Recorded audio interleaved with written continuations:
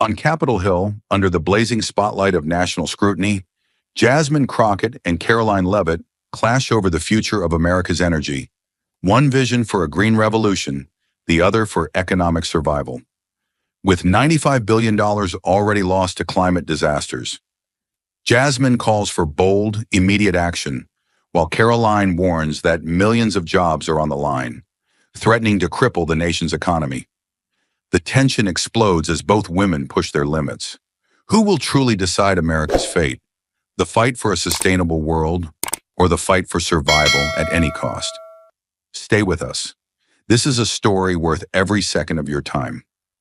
The Capitol Hill hearing room buzzed with a low hum of anticipation, cameras flashing, and microphones buzzing as the session was about to begin. The stage was set for one of the most crucial debates of the year, a public confrontation over the future of America's energy policy and its approach to climate change. At the heart of the room, the two figures destined to clash were already seated. Jasmine Crockett, a Democratic congresswoman, sat tall and poised, her eyes sharp and focused. Known for her unrelenting commitment to justice, particularly for marginalized communities, she had long been a passionate advocate for environmental reform and climate justice. In her mind, the stakes couldn't be higher. Communities of color and low-income neighborhoods were already bearing the brunt of climate change's destructive effects. The heat waves, floods, and hurricanes were becoming deadlier, and Jasmine knew that urgent action was needed. She was here today to push for a future built on renewable energy, to fight for policies that would safeguard the environment and protect the most vulnerable from further harm. Across from her, sitting with arms crossed and a calm, controlled demeanor, was Karoline Leavitt, a rising star in the Republican Party. A fierce conservative, Karoline was staunchly opposed to the rapid transition to green energy that Jasmine and others were pushing for. With her belief in free market capitalism, Karoline argued that such drastic changes could devastate the economy, particularly oil and gas industries that employed thousands of hardworking Americans. To Karoline, the solution wasn't to shut down fossil fuels, but to find a balance between innovation and stability, ensuring that the country didn't lose its economic footing while addressing environmental concerns. As the room settled into a tense silence, Jasmine Crockett stood tall, her eyes scanning the faces in front of her. The weight of what she was about to say hung heavily in the air, the moment ripe with urgency. She leaned into the microphone, her voice steady but filled with a raw intensity. "I'm not here to play politics," she began, locking eyes with Karoline Leavitt. "I'm here because people are dying, and I won't sit idly by while we continue to ignore the toll that climate change is taking on our most vulnerable communities. The truth is, those who are suffering the most are not the wealthy elite. It's the poor, the minorities, the families that have been systematically excluded from the resources they need to survive." Jasmine's hands clenched into fists as she felt the truth of her words, her resolve solidifying with every breath. These communities are facing hurricanes, wildfires, floods, disasters that have been growing worse with each passing year. And do you know who bears the brunt of this devastation? It's not the people who live in high-rise condos or suburban mansions. It's the families in New Orleans who are still rebuilding after Hurricane Katrina, the residents of Puerto Rico still without power years after Maria, the children in Flint, Michigan, drinking poisoned water because our system failed them. She paused for a moment, letting the weight of those words sink into the room. The tension was palpable as the eyes of lawmakers and the media bore down on her. This is not a distant problem. This is now. And it is time for us to act, not just for the people in the room, but for everyone who cannot be here to fight for themselves. Her gaze shifted slightly, now focused on the policies she was proposing. "I am calling on this government to take bold, decisive action. We need policies that will cut greenhouse gas emissions and transition to renewable energy. This means shifting away from fossil fuels and embracing the power of solar and wind energy, the energy of the future. It's time we invest in a clean, sustainable future for all Americans, not just the few who can afford to escape the consequences of climate change." Jasmine's voice grew stronger, her words gaining momentum, the urgency building. And here are the facts. Over the past decade, Extreme weather events have increased by 50%. Floods, wildfires, heat waves, they're not just inconvenient. They're destroying lives, ravaging homes, businesses, and communities that already struggle to get by. And who pays the price? The working class, the marginalized, the communities that are least prepared to recover from these disasters. She was almost out of breath now, the force of her argument driving her forward. In 2020 alone, wildfires in California displaced over 100,000 people, people who had nothing but the clothes on their backs. Puerto Rico's power grid collapsed not once, but twice, and after every disaster, those families are left to pick up the pieces while big corporations and politicians pretend the problem doesn't exist. Jasmine took a moment to steady herself, her gaze sweeping the room. We know the solution. We know how to transition to clean energy. We know how to create jobs that protect both people and the planet. But we need leadership. We need the courage to stand up to the fossil fuel industry and demand that they stop prioritizing their profits over the well-being of our citizens. The room was silent, every eye fixed on her, the weight of her words hanging heavily in the air. It wasn't just about energy or policies anymore. It was about human lives. It was about justice. As Jasmine Crockett finished her passionate call for action, the room seemed to hold its collective breath. Every word she spoke carried the weight of desperation, of lives lost and communities left to suffer. But the silence was shattered by a voice that could not have been more different. Karoline Leavitt leaned forward in her chair, her calm, measured tone cutting through the tension like a knife. She wasted no time in responding, her gaze never leaving Jasmine. "Let's be clear, Jasmine," Karoline began, her voice cold and precise. "What you're proposing is not a solution. It's a fantasy. You say you're fighting for the working class, but I'm the one here speaking for real Americans, the ones who wake up every day to build this country with their hands, the ones who depend on industries like oil, gas, and coal. You want to gut their livelihoods for the sake of an untested dream? You want to put millions of jobs on the chopping block, all in the name of your so-called clean energy revolution?" The words hit hard, a stark contrast to Jasmine's impassioned speech. Caroline's voice grew sharper, more pointed, as she leaned further into the microphone, her eyes now flickering with a mix of frustration and resolve. "You talk about climate change, and yet you ignore the immediate consequences of your plans. How do you explain to the workers in West Virginia, Texas, or Alaska that their jobs are worthless? How do you tell them that the energy they produce to power America will now be deemed obsolete?" The room was on edge, hanging on Karoline's every word as she moved in for the next strike. "Let's talk about reality, not idealistic dreams. Renewable energy is not ready to meet the huge demands of this nation. Do you honestly believe we can replace fossil fuels with wind and solar overnight? This is not a fairy tale, Jasmine. You can't just flip a switch and expect everything to be fine. We would lose millions of jobs. The economy would collapse under the weight of an unrealistic transition. People would suffer, real people. And you'd be sitting pretty, looking out at a system you destroyed from the comfort of your office." Karoline's words were punctuated with the weight of cold, hard facts, but she wasn't done. She leaned back, a smug smile curling at the corners of her lips. "Maybe instead of lecturing us on saving the world, Jasmine, you should try spending a day in the real world. Maybe you should go work at one of these renewable energy companies you're so fond of, where you can preach about saving the planet, but you won't have to worry about putting food on the table for your family. Perhaps there, they don't care about the people who are the backbone of this country, the ones who get up every day to do the jobs no one else will." The room grew heavier with tension as Karoline's words hung in the air. It wasn't just a policy debate anymore. It was a personal attack, a jab at Jasmine's commitment to the very people she claimed to protect. Karoline's mocking tone aimed directly at Jasmine's character, challenging her to back up her ideals with the gritty, everyday realities of the working class. The stakes had shifted. This wasn't just about the future of energy anymore. It was about the battle for what America stood for.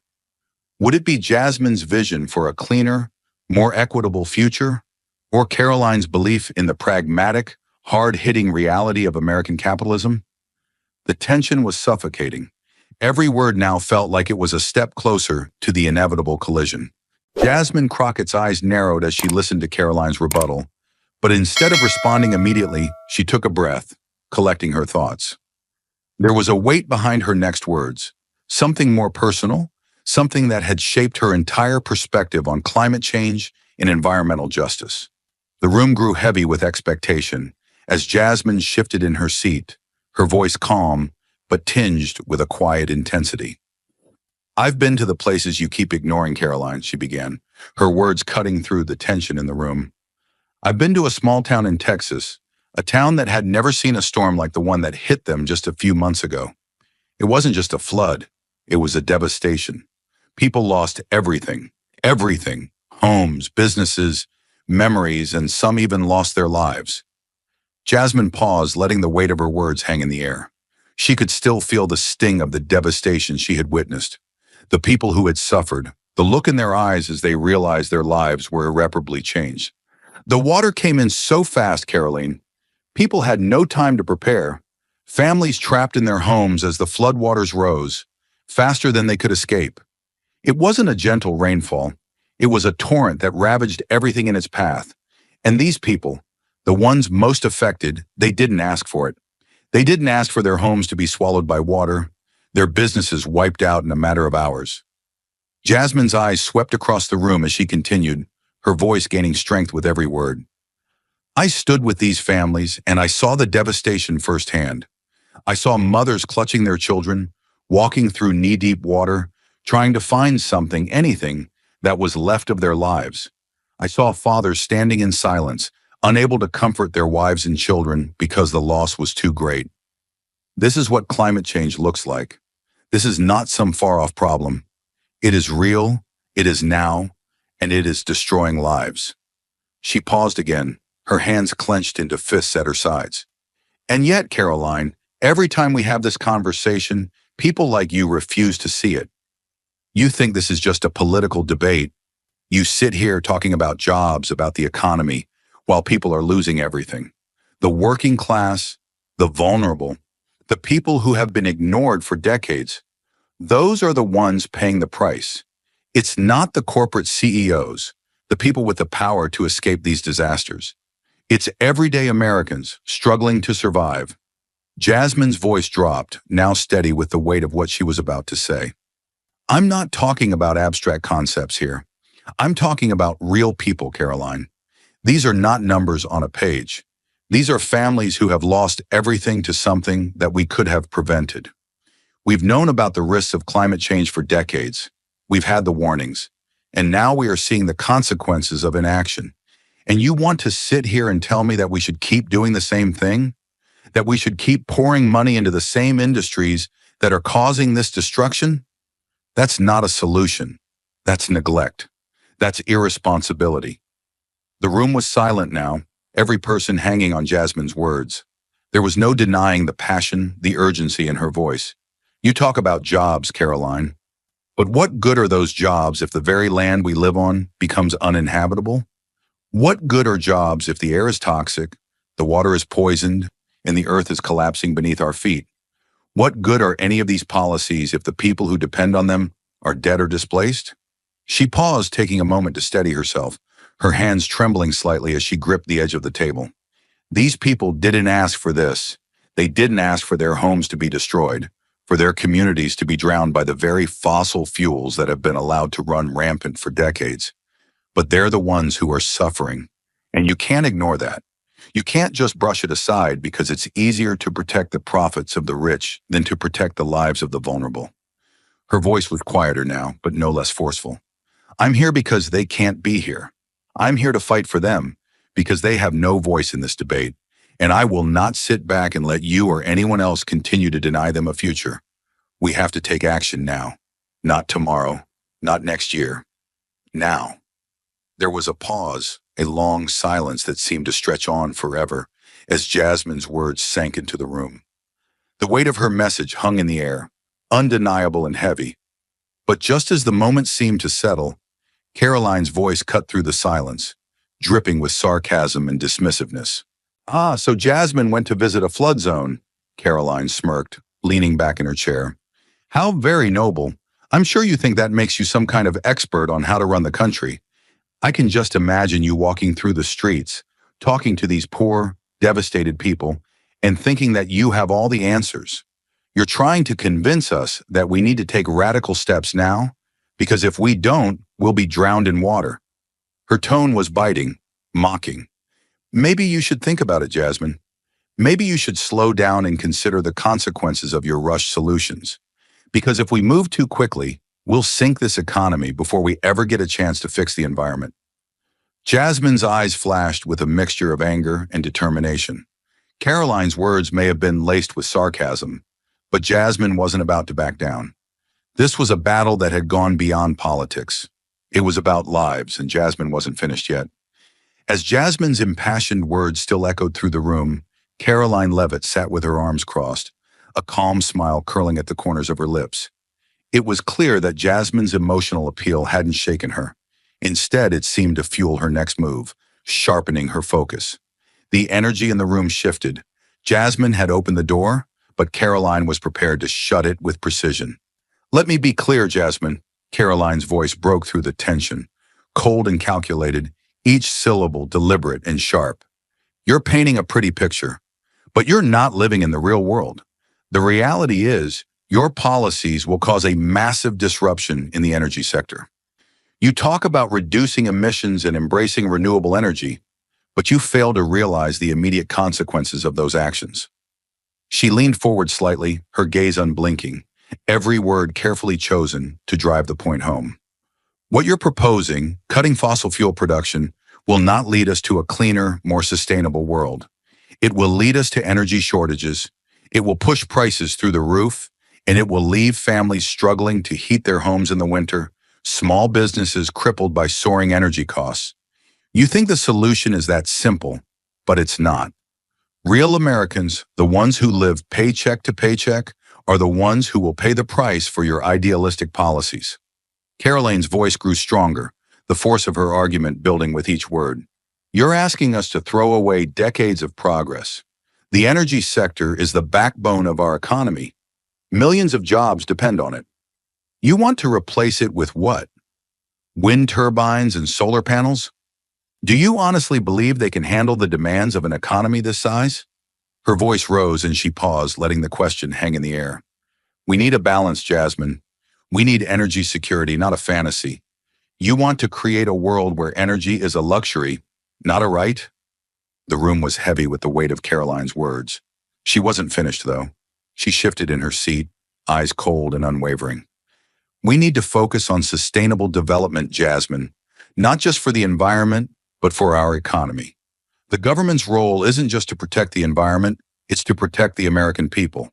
That includes jobs, families, and ensuring that the people who rely on fossil fuel industries don't get left behind in your rush to be green." Karoline's eyes locked onto Jasmine, the tension between them palpable. She knew how to push where it hurt, and she didn't let up. "You talk about helping the poor and marginalized, but your policies will leave them struggling. How do you tell a father in Pennsylvania, working in the coal mines, that his job is no longer valuable? Or the truck driver in Alabama whose livelihood is tied to gasoline? What will you say to them when their bills skyrocket because you've pushed us into an energy crisis?" With a final biting sneer, Karoline leaned back in her chair, clearly satisfied with her attack.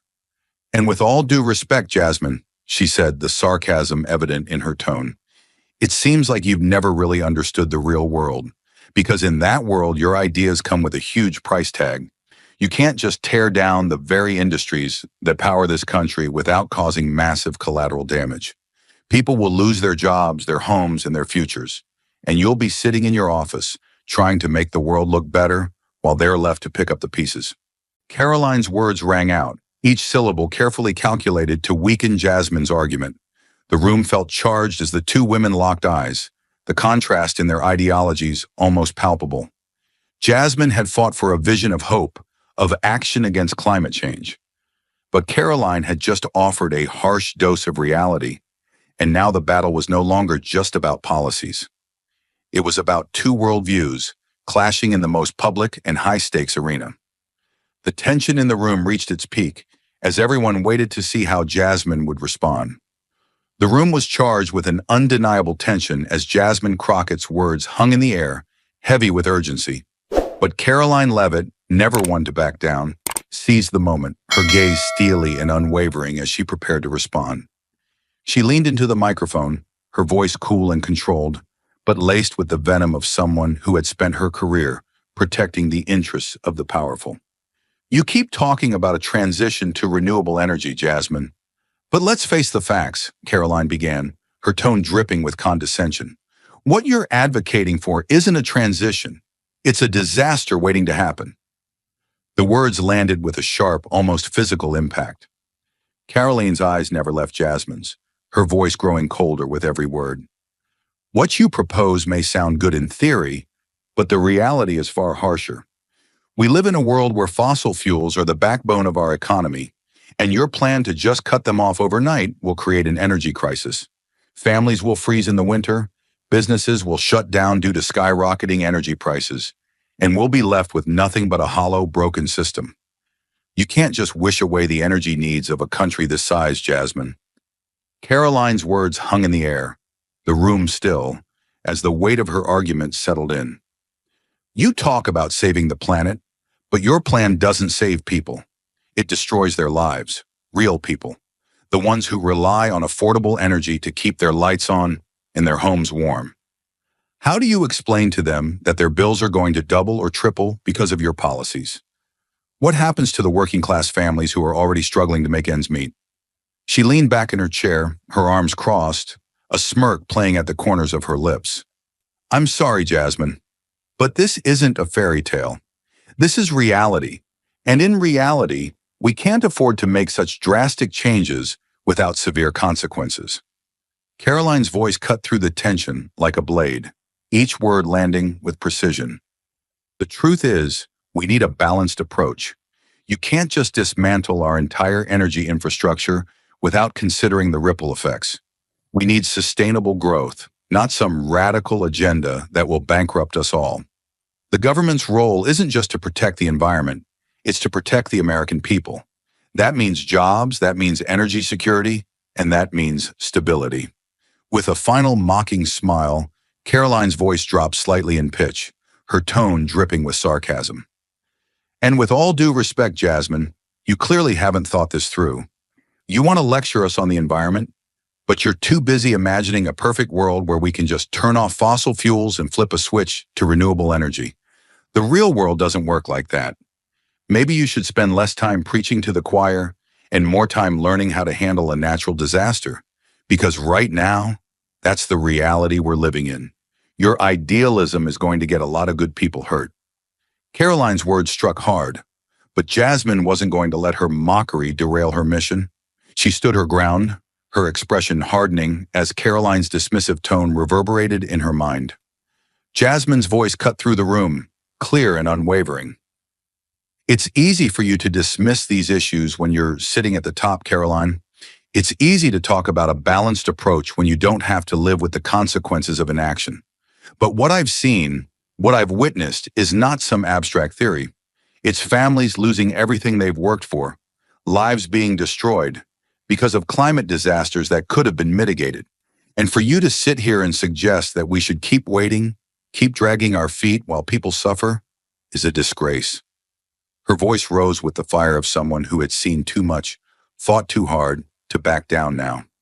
You want to talk about the economy, Karoline? Well, what good is an economy if the earth beneath our feet crumbles? What good are jobs if the entire planet is falling apart around us? Jasmine's gaze never wavered, her resolve as strong as steel. I'm not asking for an overnight change. What I'm asking for is leadership. What I'm asking for is a government that will fight for the future, not protect the interests of a few corporations who are too greedy to care about the damage they're causing. The room held its breath, the weight of the exchange hanging thick in the air. Karoline had made her case, but Jasmine wasn't done yet. The battle wasn't just about policies, it was about who America would stand with, the corporations profiting from the destruction of the planet, or the working-class families who were suffering in silence. And Jasmine was determined that the people's voices would be heard. As the weight of Jasmine Crockett's last statement echoed in the room, she knew she was standing on the edge of something monumental. The room was silent, hanging on her every word as she prepared to make her case. She had already laid out the human cost of climate change, but now it was time for the data. The numbers that Karoline Leavitt and the rest of the room couldn't ignore. Jasmine took a breath, steadying herself. "Let's talk about facts, Karoline," she began, her voice unwavering, each word deliberate and forceful. "The scientific community agrees. The severity of weather-related disasters has increased exponentially in the past several decades, and climate change is the driving force behind this rise. Over the last 40 years, the number of severe weather events in the U.S. has doubled, and these events are becoming more destructive, causing catastrophic losses for communities across this country." Her eyes swept across the room, making sure her words reached every corner. She wasn't just speaking to Karoline anymore. She was speaking to everyone in that room. In 2020 alone, natural disasters in the U.S. cost us over $95 billion in damages. The California wildfires ravaged more than 4 million acres, destroying thousands of homes and businesses and killing dozens. And let's not forget Hurricane Laura, the most powerful storm to hit the Gulf Coast in 15 years, displaced over 500,000 people and caused an estimated $19 billion in damage. The numbers are staggering, but what's worse is the human toll. Families are losing everything, communities are being displaced, and lives are being destroyed. Jasmine's voice dropped, carrying a weight of quiet intensity. These aren't just figures in a report. These are the real consequences of inaction.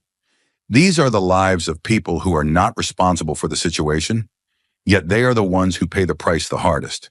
It's not the corporate elites or the billionaires who are losing everything. It's the working-class families, the low-income communities, the people who can't afford to rebuild when their homes are swallowed by floodwaters or burned to the ground. They are the ones who need us to act, and they need us to act now. The air in the room seemed to hold its breath, every person aware of the depth of what Jasmine was laying out. And then, like a sharp knife slicing through silk, Karoline's voice cut in, dismissive and calm, but laced with a quiet contempt. "It's easy to throw numbers around, Jasmine," she said, her voice smooth but sharp. "But let's talk about where those numbers come from. You say these disasters are caused by climate change, but how do we know for sure? After all, some of these extreme weather events have always happened, long before the world started worrying about carbon emissions." Karoline's words were a direct challenge, a calculated deflection that sought to undermine the research Jasmine had presented. Hurricanes, floods, wildfires, these are natural events, Jasmine. They've been happening for centuries. You want to blame it all on human activity, but maybe you should consider that nature plays a role too. After all, natural cycles have existed long before we started burning fossil fuels. Jasmine's hands clenched, the sting of Karoline's skepticism biting deep, but she refused to let her own anger take over. "Yes, Karoline, nature has its cycles. But what you're missing, the very core of the argument, is that human activity has accelerated these cycles. We are seeing weather patterns that go beyond what nature can explain. Human impact has exacerbated every single disaster we've seen in the last few decades. This is no longer just about natural patterns. This is about a planet that we've pushed to its limits." Jasmine's words came with an undeniable force, her gaze locked onto Karoline as she spoke. "We've pumped billions of tons of carbon into the atmosphere. We've cut down forests. We've polluted our oceans. And now we are seeing the consequences. These are man-made disasters, Karoline. They are the direct result of our actions. You can't hide behind the idea that these are just natural occurrences anymore.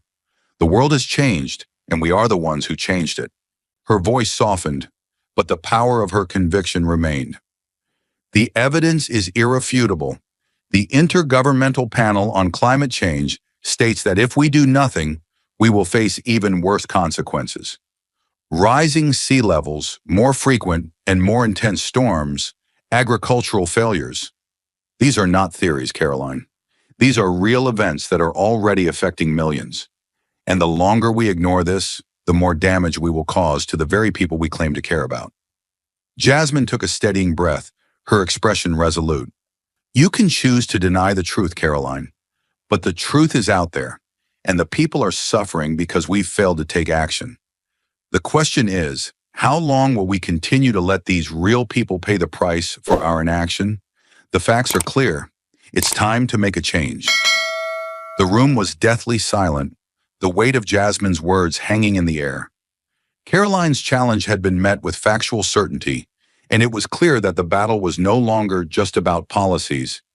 It was about truth, justice, and the future of a planet teetering on the brink.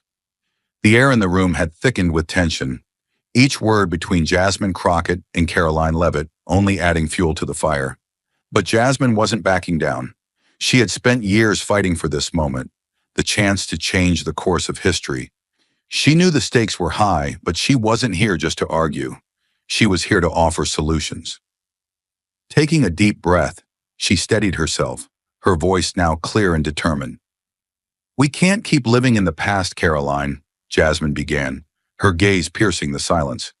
"You talk about the cost of change, but let's talk about the cost of doing nothing.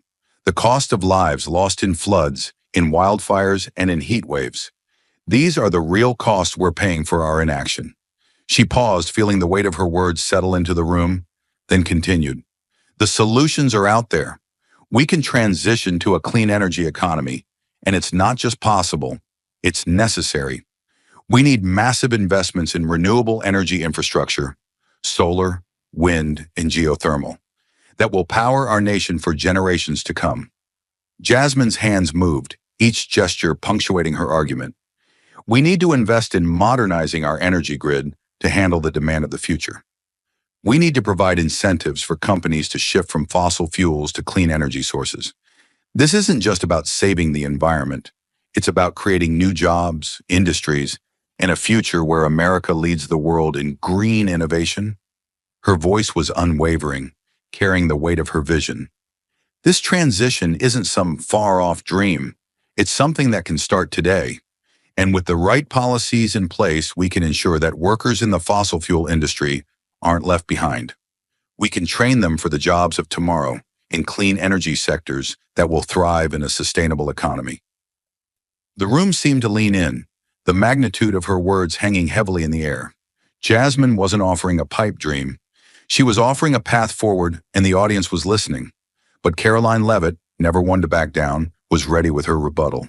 Her face remained calm, but her eyes burned with the fire of someone who had staked her position. She adjusted her microphone, then turned to Jasmine with a cool, almost dismissive smile. "So, now we're supposed to believe that solar panels and wind turbines are the answer to all of our problems?" Karoline's voice dripped with sarcasm. "I'm sorry, Jasmine, but you're not living in the real world. You want to take America from being the world's leading energy producer to a nation that's dependent on the weather for our power?" Karoline leaned forward, her tone intensifying.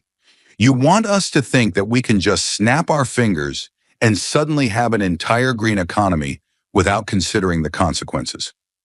What do you think happens when we go full throttle on renewables? We push energy prices through the roof, we put thousands of workers out of jobs, and we risk leaving our economy in shambles. This isn't just about the environment, Jasmine. It's about the real people who will be crushed under the weight of these radical changes." Her eyes narrowed as she prepared to land the final blow. "And let me guess, the people who will suffer the most are the ones you claim to care about, right? The working class, the people who can't afford to have their electricity bills double or triple because we've bet the farm on technology that doesn't even work in many parts of the country. You can't just replace fossil fuels with wind and solar, not when the clouds roll in, when the wind doesn't blow, and when energy demands skyrocket." The mocking tone of Karoline's last sentence hung in the air, her smile widening, knowing she had made her point. She leaned back in her chair, crossing her arms with a victorious glint in her eyes, waiting for Jasmine's response. Jasmine's expression hardened, but her voice remained steady, undeterred by Karoline's taunts. "You want to talk about the real world, Karoline?" she said, her words cutting through the tension. "The real world is one where people are already suffering because of climate change. The real world is one where entire communities are being destroyed by wildfires and floods. And the only thing holding us back from a better future is politicians like you who refuse to act." Her eyes flashed with fire as she met Caroline's gaze. What I'm offering isn't a dream. It's a reality that we can build today, and if we don't start acting, we won't have a tomorrow. People are dying, Caroline, and I'm not going to sit here and let you deny that. The room was silent now, the weight of Jasmine's words settling like a thunderclap after the storm.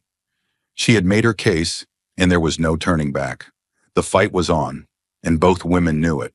This wasn't just a policy debate. This was a battle for the future. The debate had taken on a fever pitch, the room humming with palpable tension. Jasmine Crockett had made her case, had laid out the facts and figures that couldn't be ignored.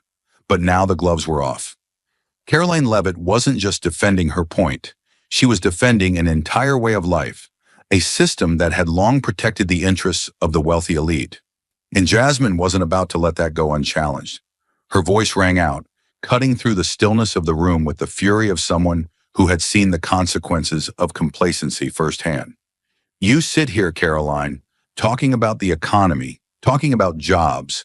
But let's call this what it really is, she said, her words sharp as steel. You're here protecting the interests of the big energy corporations that have been profiting off of fossil fuels for decades. You're sitting pretty, making deals with the very companies that are poisoning our air, our water, and our planet. You're letting them continue to profit while the rest of us, the people, are left to deal with the aftermath. Jasmine's voice dropped, taking on a dangerous edge, her eyes fixed firmly on Caroline. You're standing in the way of real progress because your pockets are lined with the blood money of these energy giants. And you'll stand here smiling and pretending to care about the working class, while in reality, it's those very working class people who are suffering because of the system you want to protect. You defend the very companies that are destroying the future of millions of families across this country, all while they line their pockets and leave us with a burning planet. The air felt like it was vibrating, the weight of Jasmine's accusation hanging in the room like a cloud. Caroline's face hardened, her expression shifting from calm to something colder, more calculated. She opened her mouth, her response poised, ready to strike back with the precision of someone who had fought in the trenches of political warfare for years. Let me make something clear, Jasmine, Karoline said, her voice now dripping with sarcasm, each word carefully measured. This isn't about protecting energy corporations. This is about reality. You're using the fear of climate change to push an agenda that will destroy the economy. You've made this a political game, and now you're trying to use environmentalism as a weapon. You're pretending to care about the working class, but your policies will lead to job loss on a massive scale. Small businesses will go under, people will lose their livelihoods, and the cost of living will skyrocket. And for what? To push through an ideological agenda that doesn't take into account the very real consequences for people who can't afford your idealism. Caroline's words were like a sharp jab, aimed directly at Jasmine's heart. The room went silent for a brief moment, the weight of her words settling in. Jasmine, however, wasn't about to back down. She could feel the injustice of Caroline's words swirling in the air, and she wasn't going to let it stand. You call it a game, Karoline. Jasmine's voice was low, but every word was infused with the intensity of a fighter who had nothing left to lose. This isn't a game. This is life and death. You want to play politics with people's lives. But I'm not here for that. I'm here for the families that have lost their homes to fires, the children who breathe in toxic air, the communities drowning in floodwaters. Those are the people I'm fighting for. She stepped forward, her eyes locking onto Caroline's, her voice filled with raw emotion. So don't tell me I'm playing politics. I'm here to end the game that's been rigged by people like you, people who would rather let the corporate elites profit than protect real people. The room was electric, the tension so thick it felt suffocating. Karoline, however, didn't flinch. She leaned back in her chair, arms crossed, a cool smile curling at the corners of her lips. You can keep calling me a corporate shill, Jasmine. You can keep throwing around your accusations. But at the end of the day, the real consequences of your policies will fall on the average American. The people who can't afford to pay the price of your radical ideas. You'll stand here, talk a good game, but when it comes time to actually make it work, You'll have nothing but destruction in your wake. Jasmine's chest tightened with the weight of Karoline's words, but there was no time to back down now, no time to hesitate. This was about the future, and Jasmine wasn't about to let Karoline's lies go unchallenged. The battle had just begun, and Jasmine knew there was no turning back. As the exchange between Jasmine Crockett and Karoline Leavitt continued to simmer, the weight of their words rippled far beyond the walls of the Capitol. The debate was no longer confined to the hearing room. It had spread like wildfire across the nation, igniting passions, fears, and divisions among the public. Jasmine's arguments, fueled by hard facts and undeniable evidence of the growing climate crisis, had garnered significant support from environmental groups and communities already feeling the effects of climate change. Polls taken in the days following the hearing showed overwhelming support for her clean energy initiatives, with 60% of respondents agreeing that action on climate change should be the top priority for the government. People were tired of seeing their cities burn, their homes flooded, their future hanging by a thread. They recognized the urgency in Jasmine's words and felt that the only way forward was to embrace a sustainable green economy. But the fight was far from one-sided. Karoline Leavitt's message had found a powerful echo among a significant portion of the working class, especially in industries that depended on fossil fuels. For them, the idea of a swift transition to renewable energy was more than just a policy. It was a direct threat to their livelihoods. As the surveys indicated, nearly 40% of respondents were deeply concerned that such policies would lead to job losses and higher living costs.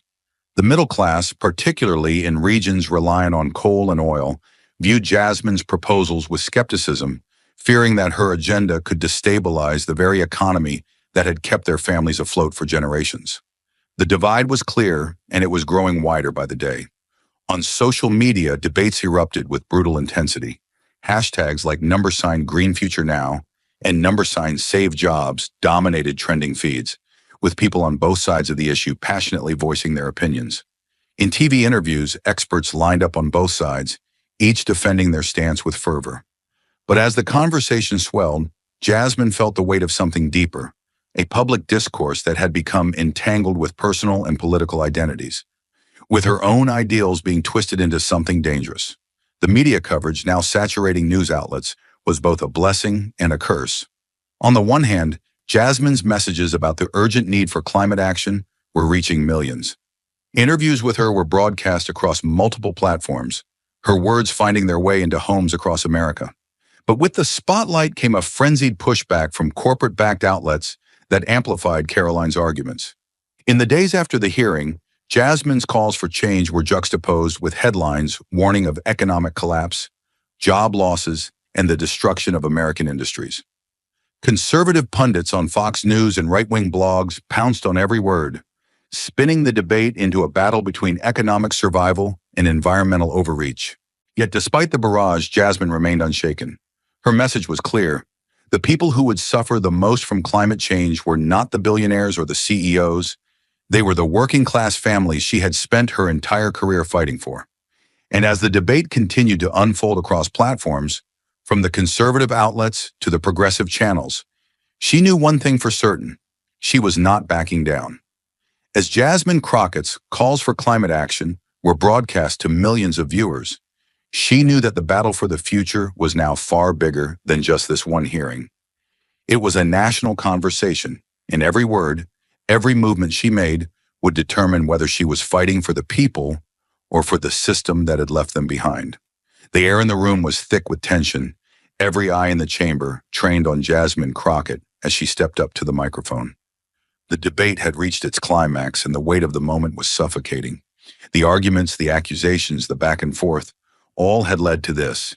She could feel the eyes of the nation upon her, but she stood tall, her heart pounding with purpose. This wasn't just about energy policy anymore. It was about the very future of the planet, the future of those vulnerable communities that had been ignored for far too long. Taking a deep breath, Jasmine Crockett began her closing statement, her voice unwavering but filled with quiet intensity. I stand here today not just as a congresswoman, but as a mother, as a daughter, as someone who believes in the power of this nation to make a change. We are at a crossroads, and the decision we make today will determine the fate of future generations. There is no turning back after this. This isn't just another policy debate. This is a fight for the very survival of our planet. Her words cut through the room, each sentence deliberate, each pause adding weight to the message. What we choose today will shape the world our children inherit. We can continue down this path of inaction, watching as climate disasters destroy entire communities. Or we can make the bold decision to act. And if we choose to do nothing, we will look back on this moment as the point where we let our future slip through our fingers. Jasmine's eyes locked onto Karoline Leavitt, her voice taking on an even sharper edge. You can choose to keep protecting the profits of a few corporate giants, Karoline. But know this, those giants are not the ones who will drown when the floods come or suffocate when the wildfires rage. The ones who will pay the price are the working-class families who have no escape. The ones who will be left to pick up the pieces are the people you claim to defend. And I won't sit idly by and watch them be abandoned any longer. A silence swept over the room as Jasmine's words hung in the air. The weight of her message was undeniable. The future was at stake. She could feel the pressure building, but her resolve only strengthened. This is not a debate about politics. This is a fight for life, the lives of millions of people who are already suffering. This is about justice, not just for the environment, but for every person who has been left behind by a system that favors profit over people. She took a step forward, her voice rising with passion. We must take a comprehensive approach to climate change. We need to invest in renewable energy, in green jobs, in a future that doesn't sacrifice the working class on the altar of corporate greed. We need to invest in sustainable solutions, not just because it's the right thing to do, but because it's the only thing that will guarantee a safe, secure future for our children and grandchildren. Jasmine's eyes swept over the room one last time, her gaze steady and unyielding. The choice is ours. We can continue down this path of destruction, or we can build something better. A future where we don't just survive, we thrive. A future where we protect the planet, our economy, and our people all at the same time. I know which future I want to fight for, and I hope you'll join me in that fight.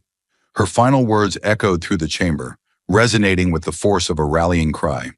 The room held its breath as Jasmine stood tall, unwavering in her conviction. She had laid down the gauntlet. The question now was whether the rest of the country would rise to the challenge. The room seemed to hold its breath as the debate reached its final moments. Jasmine Crockett had made her case with unwavering conviction, and the room was electric with the force of her words. But now it was time for the last words, the final showdown. She could feel the eyes of everyone in the room and the weight of the nation's future on her shoulders. The time for debate was over. It was time for action. She stood tall, her voice steady but filled with the fire of someone who knew exactly what was at stake. Let me be clear, Jasmine began, her gaze piercing as she turned to face Karoline Leavitt. The future of this planet is not some political chess game. The decisions we make today will determine whether we leave a livable world for our children or a broken, devastated planet.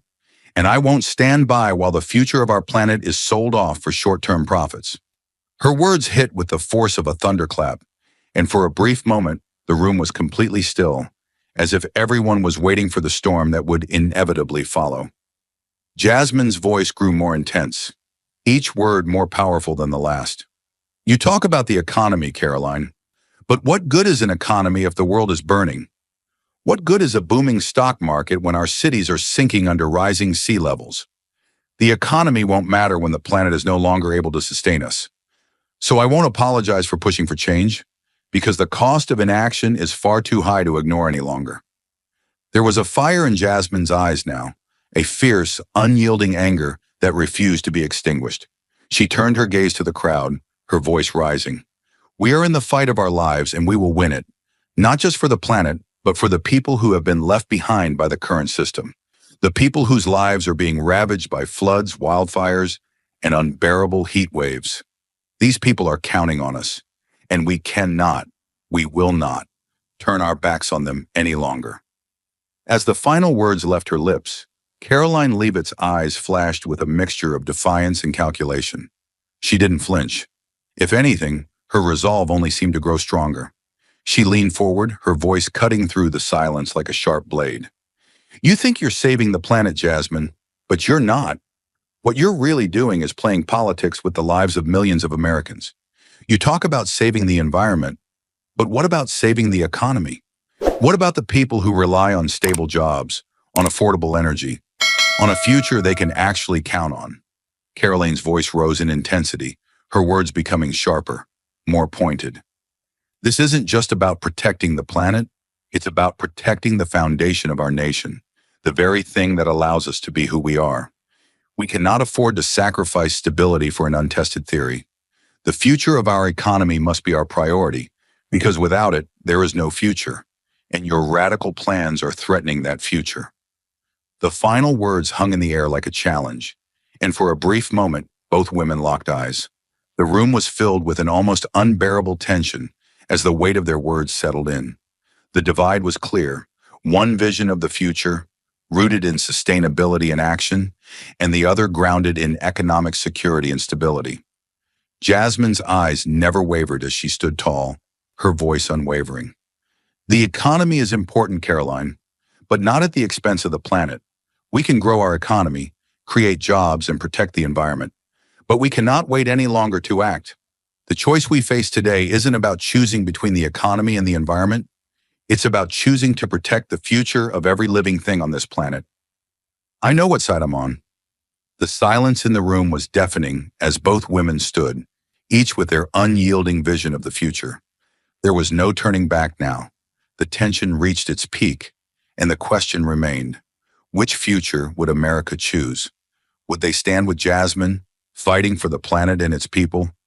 Or would they fall in line with Karoline, whose vision of stability was rooted in a broken system? The next steps were now in the hands of the lawmakers and the people. The fight was far from over, but one thing was certain. It was a fight for the future. The debate had ended, but the fight was far from over. As the audience dispersed and the cameras turned off, the consequences of the clash between Jasmine Crockett and Karoline Leavitt began to unfold. The nation was divided. Two visions of the future, each one vying for the heart of America. The polling data started rolling in, and the numbers were as stark as they were revealing.